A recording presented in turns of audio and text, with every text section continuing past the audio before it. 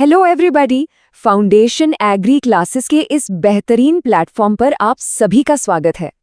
इस सत्र में हम कृषि से जुड़े एक महत्वपूर्ण विषय को सरल, क्रमबद्ध और कॉन्सेप्ट आधारित तरीके से समझेंगे। तो आज हम बाजरे की खेती की पूरी कहानी को समझने वाले हैं, बिल्कुल शुरू से लेकर आखिर तक। हम सबसे पहले इसके परिचय और इसके साइंटिफिक पहलुओं को जानेंगे, फिर देखेंगे कि इसे कैसी जलवायु और मिट्टी की जरूरत होती है। इसके बाद हम खेत की तैयारी और बुआई की पूरी प्रक्रिया को समझेंगे, जानेंगे कि फसल को सही पोषण और पानी कैसे देना है और उसे बीमारियों और कीटों से कैसे बचाना है। और आखिर में हम फसल की कटाई, उपज और सभी जरूरी पॉइंट्स को एक बार फिर से रिवाइज करेंगे। तो चलिए सफर शुरू करते हैं, बिल्कुल बेसिक्स से। सबसे पहले ये समझना जरूरी है कि आखिर बाजरा है क्या और इसका वानस्पतिक महत्व क्या है, क्योंकि इसकी सारी खासियतें यहीं से शुरू होती हैं। तो बाजरा, जिसे हम पर्ल मिलेट के नाम से भी जानते हैं, मोटे अनाजों में एक बहुत ही खास जगह रखता है। लेकिन इसकी जो असली पहचान है, या कह सकते हैं कि जो इसका सुपर पावर है, वो है इसकी जबरदस्त सहनशीलता। ये सबसे ज्यादा सूखा सहन करने वाली अनाज की फसल है। मतलब ये उन मुश्किल हालात में भी अच्छी पैदावार दे सकती है, जहां बारिश बहुत कम होती है, तापमान बहुत ज्यादा रहता है और मिट्टी भी कोई खास उपजाऊ नहीं होती। और देखिए, बाजरे का महत्व सिर्फ एक फसल होने तक ही नहीं है। ये सूखे और कम बारिश वाले इलाकों में रहने वाले लाखों लोगों का मुख्य भोजन है। पोषण के मामले में तो ये एक खजाना है, आयरन, जिंक, प्रोटीन और फाइबर से भरपूर। इतना ही नहीं, इंसानों के साथ साथ ये पशुओं के लिए भी बहुत जरूरी है। इसका अनाज और भूसा दोनों ही चारे के काम आते हैं। इन्हीं सब वजहों से इसे सूखी खेती की रीढ़ की हड्डी माना जाता है और आज के बदलते मौसम के दौर में ये एक आदर्श फसल के तौर पर देखा जा रहा है। चलिए अब जरा समय में पीछे चलते हैं और इसके इतिहास को देखते हैं। बाजरे का सफर शुरू होता है ट्रॉपिकल अफ्रीका के साहिल रीजन से, जिसे इसका ओरिजिन सेंटर माना जाता है। आज से लगभग 4 या 5 हजार साल पहले इसे पहली बार उगाया गया था और फिर प्राचीन काल में ही इसका भारत में आगमन हुआ और यहाँ की सूखी जमीन और गर्म मौसम में ये बहुत अच्छी तरह से रम गया। अब जरा इसके वैज्ञानिक वर्गीकरण को भी समझ लेते हैं, जिससे हमें इसे ठीक से पहचानने में मदद मिलती है। इसका वानस्पतिक नाम है पेनिसिटम ग्लोकम। ये पोएसी फैमिली से आता है, मतलब ये भी एक तरह की घास ही है, ठीक गेहूं और चावल की तरह। इसकी सब फैमिली है पैनिकॉइडिये और जीनस है पेनिसिटम। और ये एक बहुत बहुत जरूरी पॉइंट है, खासकर एग्जाम के लिए। बाजरे की द्विगुणित गुणसूत्र संख्या होती है 20 = 14। इसे बिल्कुल याद रखिएगा, ये सवाल अक्सर पूछा जाता है। तो अब हम ये तो जान गए हैं कि बाजरा क्या है, अब ये समझने का समय है कि इसे उगाने के लिए कैसा माहौल चाहिए। चलिए अब बात करते हैं इसकी जलवायु और मिट्टी से जुड़ी जरूरतों पर। देखिए, बाजरा असल में एक गर्म मौसम की फसल है। इसके लिए सबसे बढ़िया तापमान रहता है 25 से 35 डिग्री सेल्सियस के बीच। पर यह काफी मजबूत है, 45 डिग्री सेल्सियस तक की गर्मी भी आराम से झेल जाता है।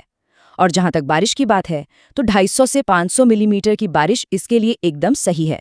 ये अपनी इसी असाधारण सूखा सहने की क्षमता के लिए ही तो जाना जाता है। मिट्टी की बात करें तो बाजरे को हल्की बनावट वाली मिट्टी बहुत पसंद है, जैसे कि रेतीली दोमट या दोमट रेतीली।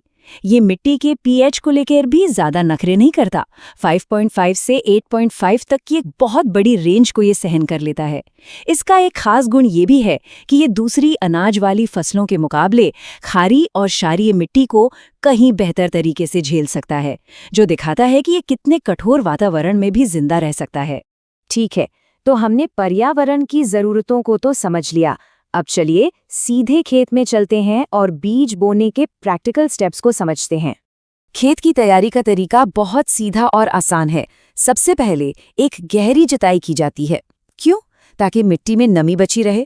इसके बाद 1 या 2 बार हैरो चलाकर खेत को समतल और भुरभुरा बनाया जाता है, जिससे बीज के लिए एक अच्छी क्यारी तैयार हो जाए। और हाँ, सूखे इलाकों में कंजर्वेशन टिलेज की सलाह दी जाती है। इसका मतलब है कि मिट्टी से कम छेड़छाड़ की जाए, ताकि जो भी नमी है वो बनी रहे। अच्छी पैदावार के लिए सही किस्म चुनना बहुत जरूरी है। कुछ बेहतरीन हाइब्रिड किस्मों में HHB 67 और RH B 173 का नाम आता है। वहीं वेराइटीज में राज 171 और ICTP 8203 काफी पॉपुलर हैं। यहाँ एक बात खास ध्यान रखने वाली है कि ICTP 8203, जिसे धन शक्ति भी कहते हैं, एक बायोफोर्टिफाइड किस्म है। इसका मतलब है कि इसमें आयरन और जिंक जैसे पोषक तत्वों की मात्रा को खास तौर पर ब्रीडिंग के जरिए बढ़ाया गया है। ये एग्जाम के लिहाज से एक बहुत ही जरूरी पॉइंट है। अब आते हैं बुआई के कुछ जरूरी आंकड़ों पर। अगर हाइब्रिड किस्म लगा रहे हैं तो प्रति हेक्टेयर 3 से 4 किलो बीज लगेगा, और अगर सामान्य किस्म है तो 4 से 5 किलो। लाइनों के बीच की दूरी 45 से 60 सेंटीमीटर और एक पौधे से दूसरे पौधे की दूरी 10 से 15 सेंटीमीटर रखनी चाहिए। और हाँ, ये याद रखें कि बीज को 2 से 3 सेंटीमीटर से ज्यादा गहरा नहीं बोना है, वरना अंकुरण में दिक्कत आ सकती है। तो एक सवाल उठता है कि भाई बीजोपचार करना ही क्यों है? तो इसे आप पौधे के लिए एक तरह का टीकाकरण या सुरक्षा कवच समझ सकते हैं। ये बीज से फैलने वाली बीमारियों को रोकता है, पौधे की पोषक तत्व सोखने की क्षमता को बढ़ाता है और फसल को शुरू में ही एक मजबूत ग्रोथ देता है। ये एक अच्छी और स्वस्थ फसल की नींव रखने जैसा है। बीज बोने से ही हमारा काम खत्म नहीं हो जाता। असल में अब फसल के पोषण और पानी की जरूरतों को पूरा करने का सबसे जरूरी दौर शुरू होता है। चलिए इसे भी डिटेल में समझते हैं। बाजरे की फसल खाद पर अच्छा रिस्पॉन्स देती है। आमतौर पर प्रति हेक्टेयर 60 से 80 किलो नाइट्रोजन, 30 से 40 किलो फास्फोरस और अगर मिट्टी में कमी है तो 20 से 30 किलो पोटेशियम डालने की सलाह दी जाती है।